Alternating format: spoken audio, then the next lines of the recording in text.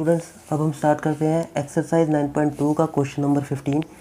इसमें हमें गिवन है if this value is the arithmetic mean between A and B.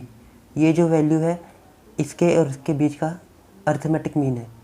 Then find the value of n. तो हमें N की value find करनी है। तो इस क्वेश्चन को करने से पहले हम अरिथमेटिक मीन समझ लेते हैं क्या होता है। जैसे मान लो हमारे पास कोई 3 नंबर दिए हुए हैं। ये हो गया 15, दूसरा हो गया 15, तीसरा भी 15। मान लो तीनों हमें 15 ही दिए हुए हैं। तो हमें बोला है कि इसका अरिथमेटिक मीन फाइंड करो। तो अरिथमेटिक मीन क्या होगा? अरिथमेटिक मीन क्या होता है? सम ऑफ ऑब्जर्वेशन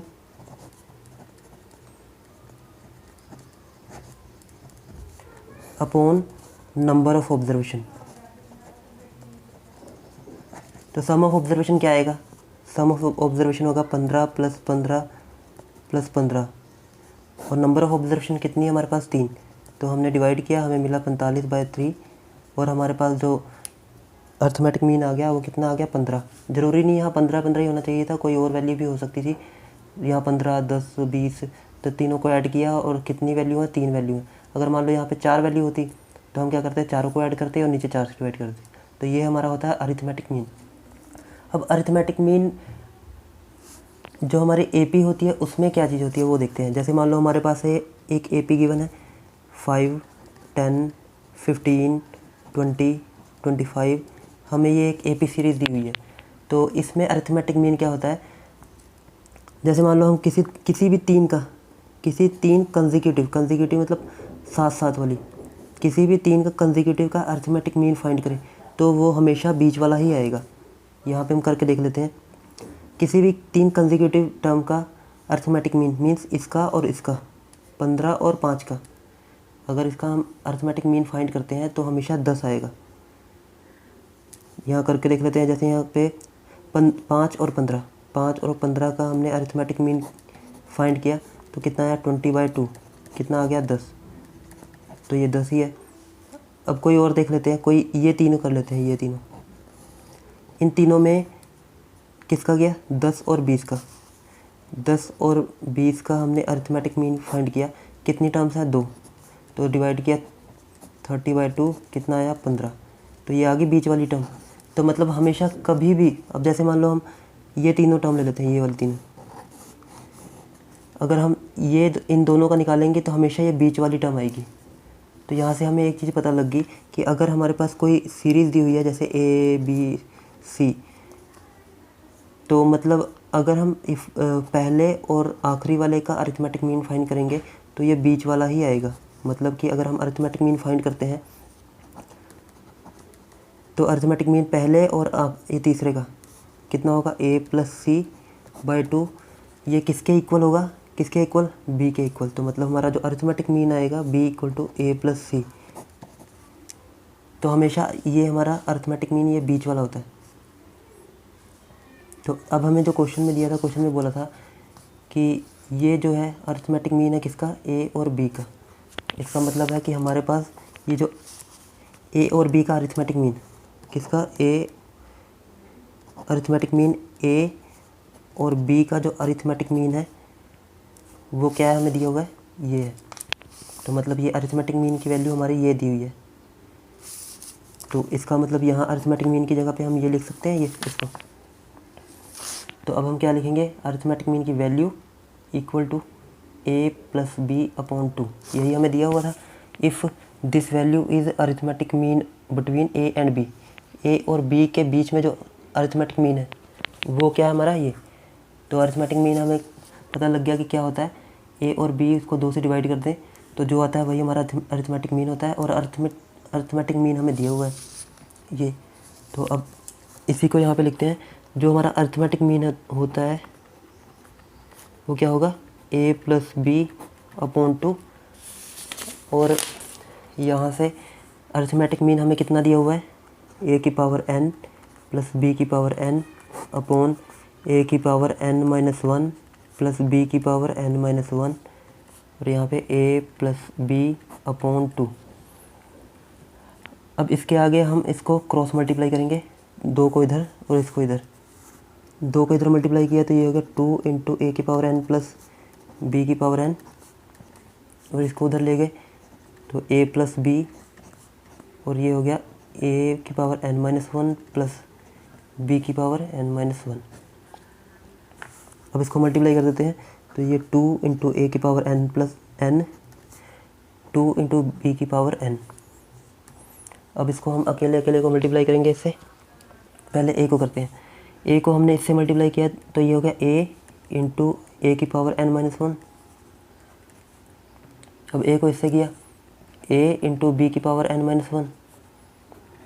अब b को इससे करेंगे b इंटू ए की power n minus 1, b into B की पावर n माइनस 1। इतना आ गया। अब उसके बाद यहाँ पे अब हम सॉल्व करते हैं तो ये ऐसे का ऐसे ही लिख देते हैं।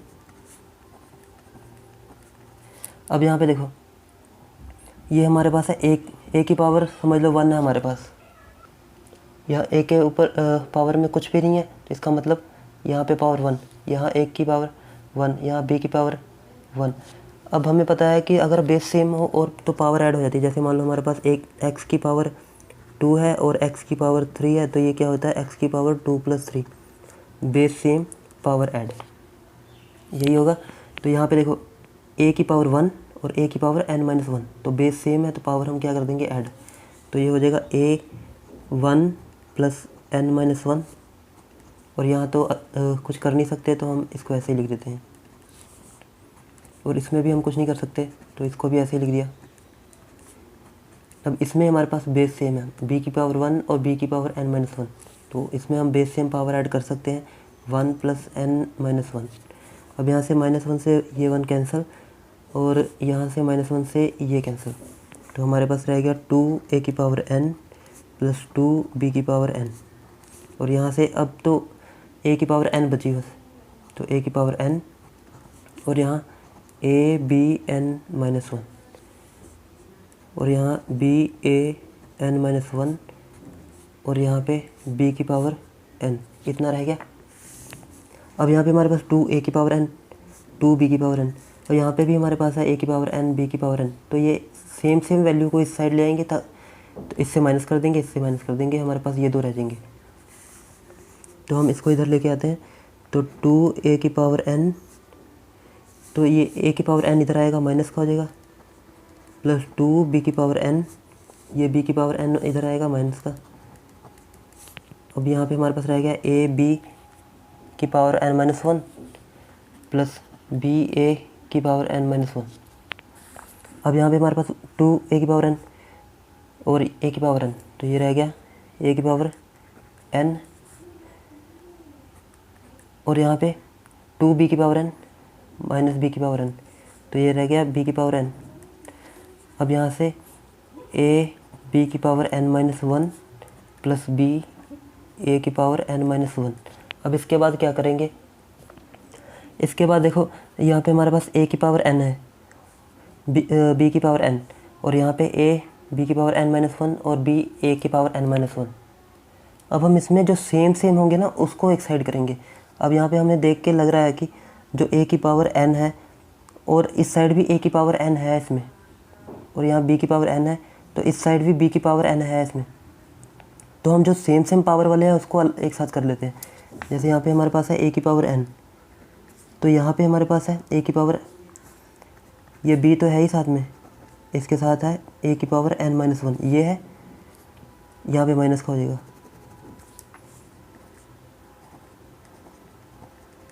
अब ये b की पावर n माइनस 1 था तो ये इधर लेके जाएंगे b की पावर n, इतना हो गया। अब उसके बाद हमारे पास इसमें से देखेंगे हम क्या कॉमन ले सकते हैं, तो हम हमेशा यहाँ पे हमारे पास a की पावर n है और a की पावर n माइनस 1, तो a की पावर n बड़ी है या a की पावर n माइनस 1 बड़ी है, वैल्यू बड़ी है, ये वाली वैल्यू बड़ी है, तो हम क्या करते हैं, हम हमेशा छोटी वैल्यू को कॉमन लेते हैं। जैसे मान लो कि अगर हमें कोई वैल्यू दी हुई है ऐसे, हमें दिया हुआ है a स्क्वायर, एक यहाँ पे 4 ले लेते हैं, a4 और a स्क्वायर, तो हम इसमें से क्या कॉमन लेंगे, तो इसमें से हम छोटी वैल्यू ही कॉमन लेंगे, ए स्क्वायर कॉमन लेंगे, तो अंदर क्या रह जाएगा, ए स्क्वायर प्लस 1 ये रह जाएगा। जैसे मान लो अगर हम एक और वैल्यू लें ए क्यूब प्लस ए स्क्वायर, ये हमारे पास है, तो हम इसमें क्या कॉमन लेंगे, ए स्क्वायर कॉमन लेंगे, छोटी वाली वैल्यू, तो ए स्क्वायर कॉमन लिया, हमारे पास क्या रह गया, ए प्लस 1। अब इसमें हमें क्या दिया हुआ है, ए एन, इसमें हमें दिया हुआ है ए एन और minus B A N minus 1। तो यहाँ पे देखो, यहाँ पे n है और उससे एक कम, यहाँ पे देखो 3 था तो उससे एक कम, तो हमने क्या किया था, ए स्क्वायर को कॉमन लिया था, तो इसमें किसको कॉमन लेंगे, इसको, इसी को कॉमन लेंगे।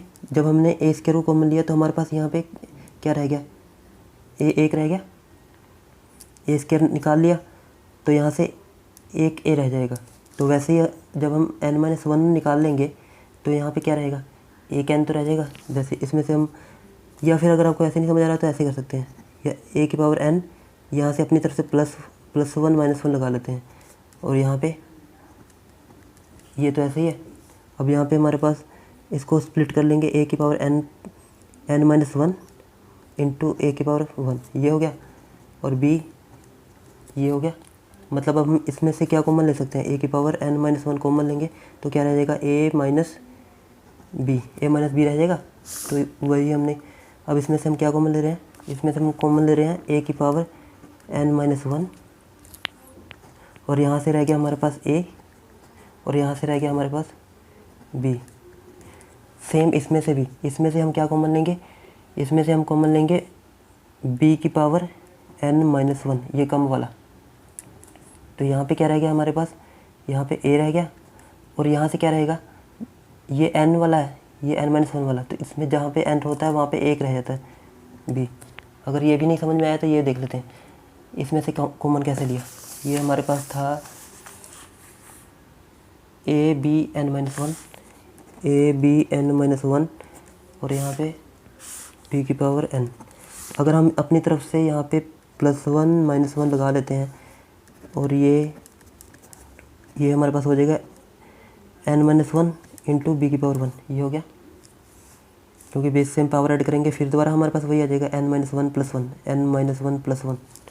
अब इन दोनों में से हम कॉमन ले लेते हैं, b की पावर n-1, और यहाँ पे क्या रह गया, a माइनस बी, ये रह गया। वही हमने किया, a माइनस बी कॉमन ले लिया, b की पावर n-1 कॉमन ले लिया, हमारे पास अंदर क्या रह गया, a माइनस बी। तो इतना ध्यान में रखेंगे, जैसे हमारे पास छोटी वैल्यू है तो छोटी वैल्यू को कॉमन लेंगे तो हमारे पास यहाँ पे ए की पावर n-1 कॉमन आएगा, और हमारे पास यहाँ पे एक ए रह जाएगा, और यहाँ पे सेम जैसे बी रहे, बी वाले टर्म में भी ऐसे ही। अब यहाँ पे हम देख रहे हैं कि ये दोनों सेम है, ये दोनों कैंसिल, और क्या रह गया, ए की पावर n-1, और यहाँ रह गया बी की पावर n-1, इतना हो गया।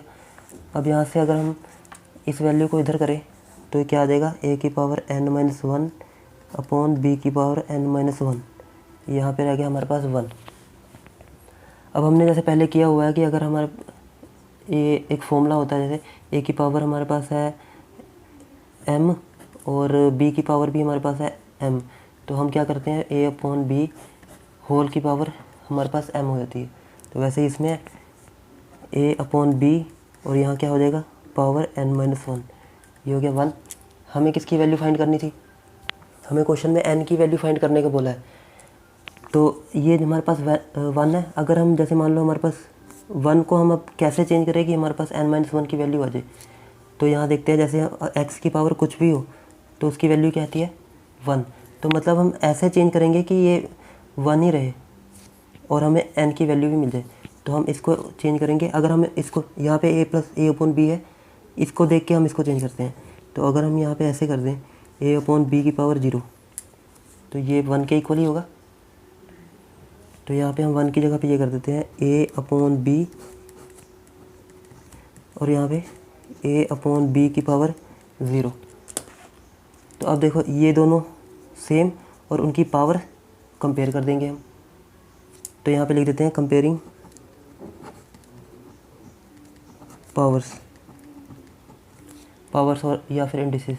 तो ये हो गया हमारे पास n-1 इक्वल टू 0, तो यहाँ से n इक्वल टू क्या आ गया, 1। तो n की वैल्यू कितनी आ गई, 1। तो हमें यही फाइंड करने को बोला था। Then find the value of n. अगर ये इन दोनों का अर्थमेटिक मीन है तो हमें किसकी वैल्यू फाइंड करनी थी, एन की वैल्यू। तो एन की वैल्यू कितनी मिल गई हमें, 1। तो यही हमारा आंसर है। आई होप आपको ये क्वेश्चन क्लियर हो गया होगा। अगर कहीं पे भी डाउट हो तो आप कमेंट करके पूछ सकते हैं। Thanks for watching.